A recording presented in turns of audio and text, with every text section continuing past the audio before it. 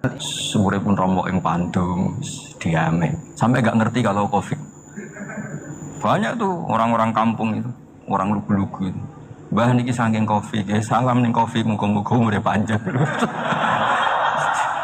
Dikira COVID itu nama orang yang ahli sosial itu.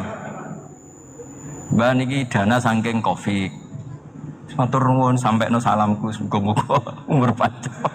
Bingung kan yang nganterin ini. Ini gimana yang mau menjelaskan? Memang nggak paham, ribet kan? Tapi saya pastikan bahwa dengan keadaan seperti ini kita bahagia, kita stabil, itu jelas barokahnya kalimat tadi, moto tadi atau pegangan hidup tadi. Makanya disebut al-ibarat qutun li'ailatil mustami'in, bahwa redaksi atau kata-kata atau pegangan atau filosofi hidup, apalah namanya itu adalah penyemangat. Penyemangat. Karena kata-kata ini memang luar biasa. Ketika sahabat perang demi kebenaran, zaman itu ya pasti benar karena yang dibela Nabi. Dulu itu kan enak zaman Nabi, yang dibela mesti benarnya, musuhnya mesti salahnya. Sehingga dulu itu memang harus tegas. Kalau sekarang mau tegas gimana? Yang kamu bela tidak mesti benar, musuhnya tidak mesti salah. Ribet kan kalau misalnya saya tukaran sama Pak Rektor, kamu mau bela mana kan bingung. Saya tidak mesti benar, saya ada Nabi. Pak Rektor apalagi nggak mesti benar lagi kan? Ribet kan? Jadi kalau kita mau perang sekarang itu mau pede gimana? Enggak. Makanya banyak ulama sekarang tuh mau tegas tuh nggak berani karena ya banyak hal yang abu-abu lah wilayahnya. Misalnya pilihan presiden, atau pilihan bupati, pilihan menteri. Kamu mati-matian bela itu, yang kamu bela ada mesti benar, musuh kamu tidak mesti salah. Misalnya pilihan bupati, wah ini kabupaten ini baik kalau bupatinya ini, yang satu bilang ini, terus tim suksesnya kamu tanya, kamu yakin? Ya tidak juga. Lah kenapa semangat? Kan saya botohnya paling alasannya ya itu aja, bukan yang lain. Beda dengan zaman Nabi, nabinya mesti benar, Abu Jahalnya mesti salah, kan enak aturan mainnya jelas. Singkat cerita dalam perang itu banyak sahabat yang alami luka, ngalami apa gitu. Kemudian curhat lah ke Nabi, ya Nabi gara-gara derekan jenengan, ngikuti jenengan saya harus ngalami seperti ini, seperti ini. Ngiranya orang itu diapresiasi sama Allah keluarnya. Ternyata sama Allah gak diapresiasi. Malah diturunkan ayat intakunu ta'lamuna fa innahum ya'lamuna kama ta'lamun wa tarjuna minallah ma'ala yarjun. Kalau kamu sakit karena perang, orang-orang kafir itu ya sakit, itu saja berani padahal demi kekafiran. Wa tarjuna minallah ma'ala yarjun, padahal kamu punya nilai lebih yaitu berharap kepada Allah yang mereka tidak punya. Saya jadi kiai itu ya kadang mangkel. Karena yang benci ya benci, yang seneng itu ngel-ngel loh kayak Pak Bejo. Jadi semuanya ribet. Nah iya, yang benci ya ganggu, yang seneng ya ganggu, tambah nemen. Ribet. Tapi kalau sudah ingat bandar narkoba, mereka berhadapan dengan polisi, kadang ditembak karena kesalahannya terlalu fatal. Antar persaingan mereka juga bisa tembak-tembakan karena merebut pasar narkoba. Itu saja mereka berani. Kok kita yang jadi kiai kadang dicium tangannya, dihormati nggak berani, hanya takut apa ya musibah-musibah kecil lah, atau problem-problem kecil. Nah iya, kalau kita bandingannya gitu. Kalau kamu mau tahajud kedinginan, itu masih nanti dihisap Allah itu gitu. Maling ayam itu keluar malam-malam hanya dapat ayam, itu nggak takut dingin, ya nggak takut digebuki masa. Kamu mau tahajud saja takut dingin. Makanya nanti hisapnya orang soleh itu nanti dijajarkan orang dolim, terus diperbandingkan. Wah itu habis kamu kalau itu. Jadi misalnya Unisola mau rapat, tapi ini malam, kalau malam dingin nanti sama masuk angin. Wah anak-anak pang di perapatan aja berani kamu. Kalau sudah perbandingannya gitu tuh ribet kita nanti. Makanya itu kalimat itu moto atau filosofi hidup. Sehingga diulang lagi nasihat itu. Iyam saskum korhun fakodu masal koma korhum mislu. Kalau kamu kena luka, orang-orang yang nggak benar juga akan kena luka. Itu aja berani demi ketidakbenaran. Masa kamu demi kebenaran nggak berani? Akhirnya orang itu kalimat, itu heroik. Makanya kita ini penting ya, makanya tadi himne Unisula dimulai kalimat thayyibah. Karena kalimat ini yang menjaga kita kalimat ini. Misalnya tentang Tuhan. Kenapa orang Islam imannya kokoh seperti ini, termasuk yang sudah hidup di Amerika, di Australia, di mana-mana. Itu ya barokahnya ajaran atau barokahnya kalimah. Saya sebut kalimah saja pakai bahasa santri. Karena la ilaha illallah itu dalam tradisi santri disebut kalimatu haqqin alaiha nahya wa alaiha namut wa alaiha nub'ats. Ada yang riwayat wa biha nub'ats insyaallah taala minal aminin. Kenapa mereka di mana-mana meskipun sekolah di Amerika, di Australia, bahkan di Uni Soviet tetap mukmin? Itu barokahnya ajaran yang benar. Allah itu siapa? Tuhan.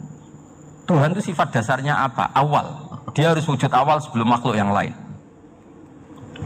Sehingga ketika ada negara yang maju, yang tertib, manajemennya tertib, masyarakatnya makmur, tapi punya Tuhan yang tidak seperti itu, tidak awal, itu sudah gak nyaman. Karena enggaklah keren Tuhan saya, karena Tuhan saya itu al-awwal, zat yang pertama. Tuhan saya keren lah, zat yang gak mati. Tuhan yang gak mati, yang gak pernah mengalami kematian.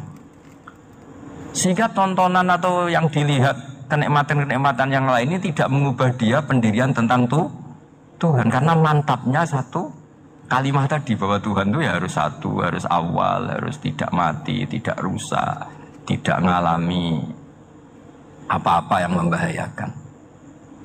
Sehingga ketika ditawarin Tuhan yang lain meskipun menjanjikan secara finansial atau kemakmuran, mereka nggak tertarik.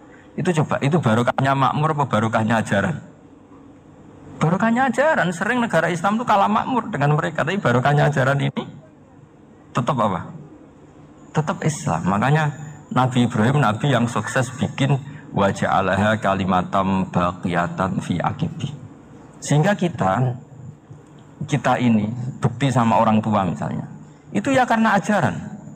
Suwargamu itu karek wong tuamu. Nak wong tuamu ridho, Allah ridho. Nak ora ridho, Allah ora ridho. Ridho wa fi ridhol walidain wa sakhatu wa sukhtu wa fi sakhatil. Sehingga ketika ada orang tua yang agak brengsek gitu, anak-anak tetap hormat. Punya orang tua yang miskin, yang sudah miskin, tukang tombok nomor, banyak kan di kampung gitu. Ya tetap hormat. Coba kalau dari awal kita ngajari orang tua kamu hormati ya, kalau baik, kalau tidak usah. Bisa geger Indonesia.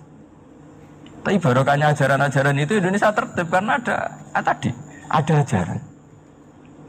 Nah ini di sini pesantren dan Unisula semua harus berkontribusi membuat ajaran yang benar itu adalah ciri utama Islam. Sehingga Islam ini dimulai dengan ajaran kalimatu haqqin alaiha nahya wa alaiha namut. Sehingga kita tenang seperti ini. Saya ini termasuk kiai yang tenang. Meskipun kata orang banyak saya ini kiai besar, tapi termasuk kiai yang paling tenang. Termasuk yang paling tenang. Karena saya ini pakai mazhab orang-orang hebat. Saya berkali-kali cerita, orang kayak Imam Syafi'i itu orang yang luar biasa. Saya berkali-kali cerita, orang yang tadi nyium tangan kamu ya Imam Syafi'i, di belakang tuh ngerasani kamu, menghujat kamu. Jawabannya enak saja. Berarti saya alhamdulillah orang yang wibawa. Buktinya di depan saya nggak berani. Jadi enteng saja.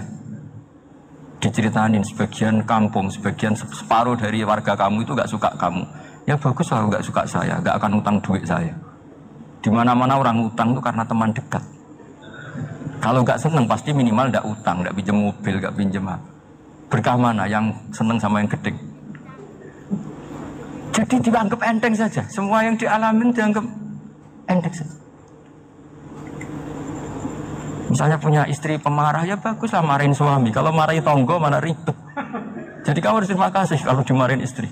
Bagus lah marahin saya mah, kalau marahin tonggo ribet. Jadi enteng saja.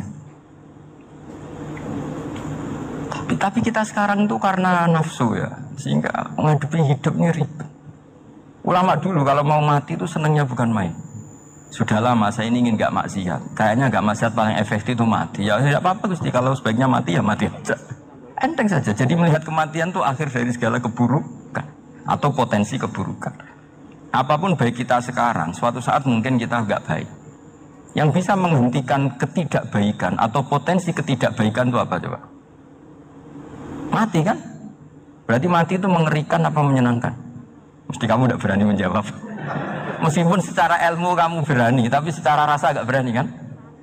Saya ulang lagi ya. Yang bisa menghentikan keburukan atau potensi keburukan itu apa coba?